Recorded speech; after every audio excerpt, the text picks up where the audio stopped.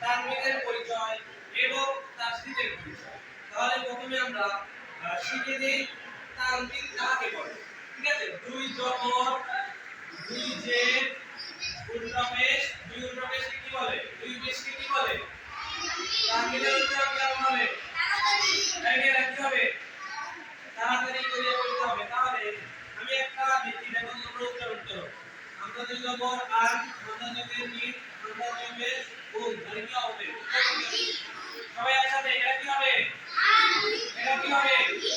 এটা কি হবে? তোমরা কি বুঝছো? তানবিনের পরিচয় বুঝছো? আচ্ছা ঠিক আছে, এখন তোমাদের তাসদীদের হবে। যেমন এটাকে কি বলে? তাসদীদ। আর এটাকে এটা তাসদীদ, এটা জবর। তাহলে আমরা আগে তাসদীদের নিয়ম শিখি।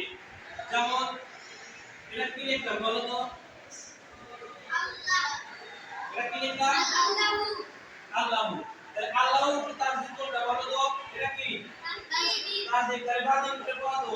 তাসদীদা হরফ, প্রথমে যে তাসদীদা হরফ তাহার ডান দিকে হরকতের সঙ্গে একত্রিত একবার করা যায় এবং তার নিজ হরকতের সঙ্গে। তাহলে এটা হলো তাসদীদ। তাসদীদা হরফের ডান কোন হরফ আছে?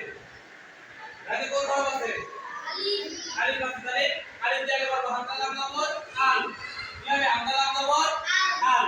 আর লামের উপর যে আছে নিজের হরকতের সঙ্গে, এই তাসদীদ কার উপর আছে? লামের উপর আছে। এটা কি লাম না?